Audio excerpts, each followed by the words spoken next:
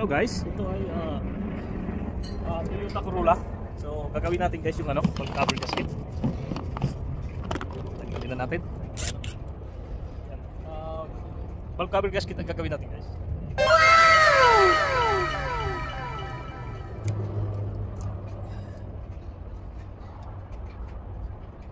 So sandali lang naman siya gawin kasi nasa top lang siya.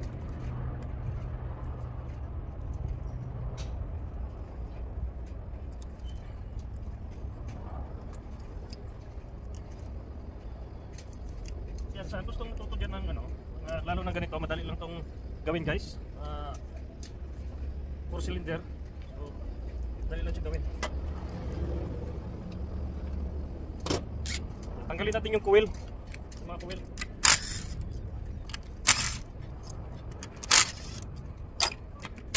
Puro bago pa yung coil niya, bagong parang bagong palit lang Yan.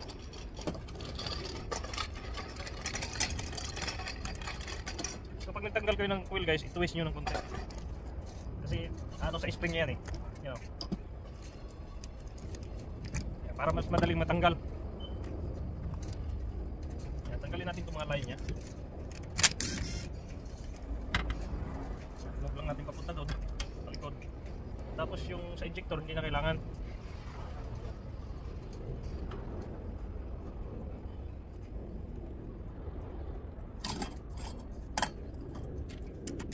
Tanggalin na natin itong mga na to para hindi na makasagapa. Okay, may isa tayong malaki-laki dito. 12 yata to.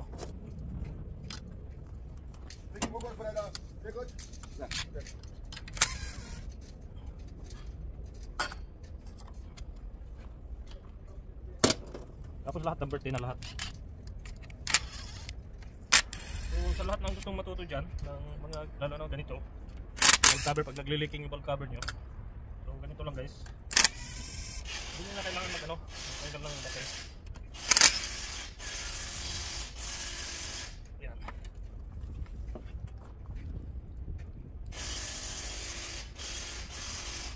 Ngayon na guys, iskuhin naman natin, sikusin natin kunti. So matatanggal na siya. Pag nag-screw kayo guys, wag dito sa sa injector. Baka masira yung injector effective. So yan. Tanggal na siya. Kita nyo, tanggal na siya. Yan. So ito kasi guys, may seal ko sa gitna. Ayan yung iba wala. Yan. So ang gagawin natin guys, lilinisin natin itong valve cover para masayahan naman yung customer. So anuhan natin, sprayhan natin ng tubig. Ayun na yung niya guys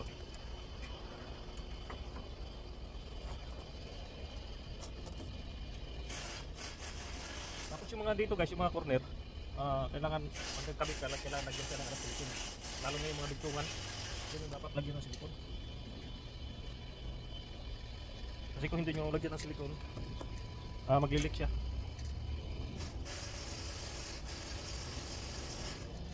Yan, ito ang pinaka-easing gawa. Trabaho ng valve cover. Tanggalin natin ito. Ayan. Seal niya. So nag-leak talaga siya kasi gano'n na. Ayan.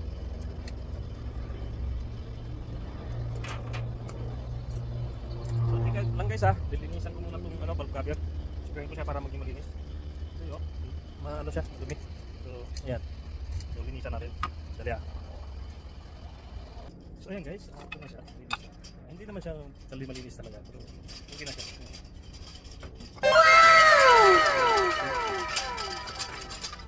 Kasi maglinis ka tayo dito.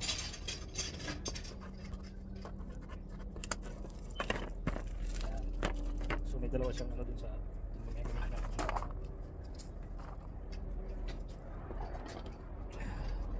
So yan, lagay na natin guys. Ito lang yung lagay. Hindi natin gamitan na silikon. Yung corner lang gamitan natin silikon.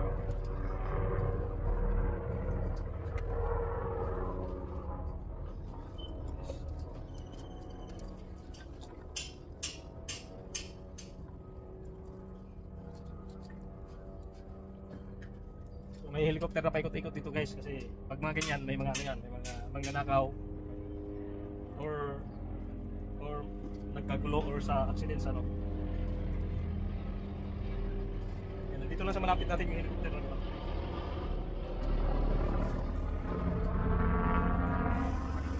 So nasa labas pala tayo gumawa ngayon guys kasi ano, puno dun.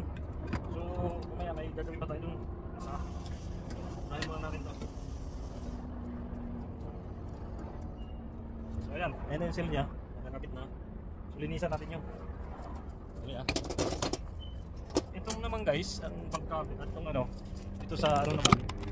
Kailangan ano yun guys, kailangan ano yung bleed, kailangan tanggalin yung mga yan.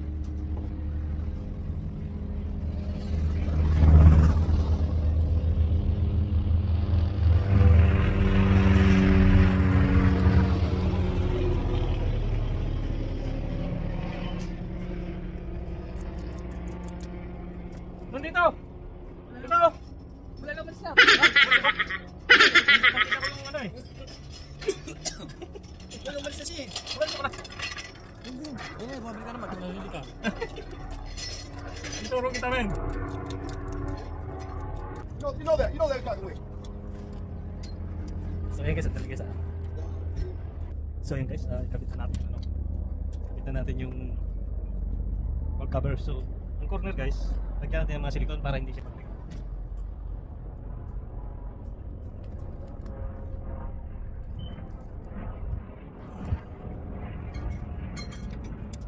So ayan. Ito naman, hindi na natin kailangan lagyan ng silicone. Yan na siya. So tara guys, ikabit natin. Malinis na siya. At least nilinisan natin ng konti. Hindi naman totaling malinis talaga. Okay na rin.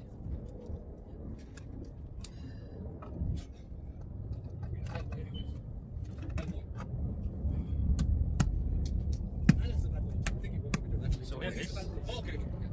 See you. That one. No? Who said that? Fucking see.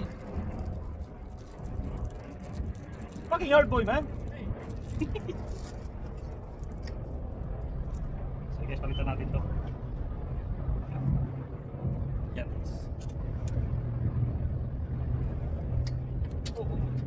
So yan guys, balik na natin yung mga coil.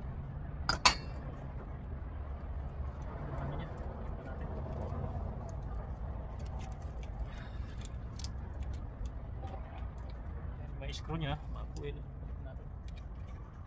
So guys, tapos na to guys. Tanda rin natin yan. Pag nakabit na natin ito yan. Hindi na. Lapit na tayo guys.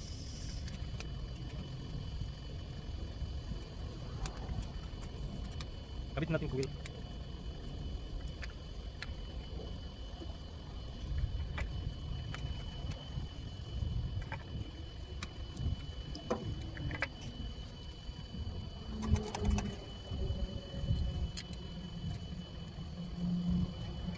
Kapag nagagawa tayo ng sasakyan guys, kailangan walang sobra yung ano, walang kulang, walang sobra yung mga bolt, nut. Kailangan kompleto.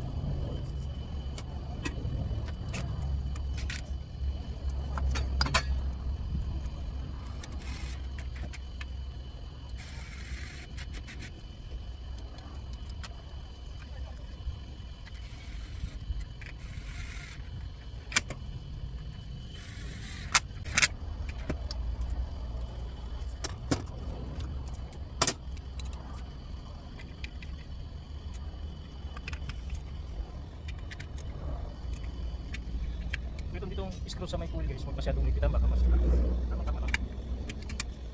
Yan. Kapit na natin ng click. Kailangan mag-click yung connection guys. Narinig yan, click.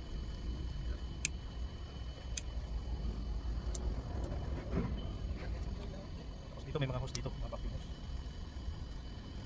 Yung mga vacuum hose, babalik. Tulad to.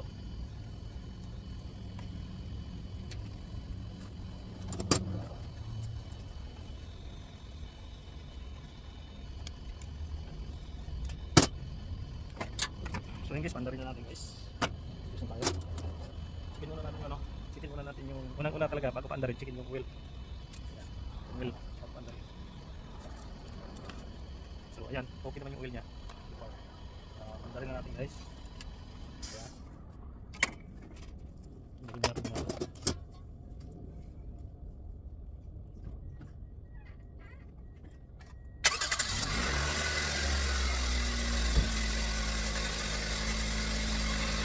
Ayan, checkin natin kung may leak ba siya. Diba? Kasi yun naman ang ano niya, yung leak.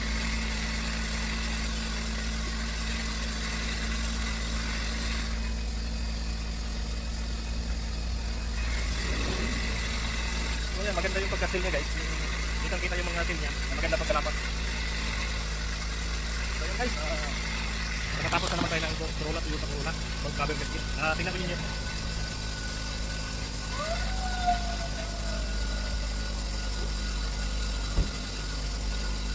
Yan, 2003 Toyota Corolla. So yeah guys, thank you for watching guys. Please subscribe my channel. At hanggang dito na lang. Ayan, napakita na naman. Dito guys, pinapakita natin kung paano natin ginagawa. Yun ang ano natin. Pinapakita natin kung paano natin gagawin. Diba? Thank you guys. Please subscribe my channel. Bye.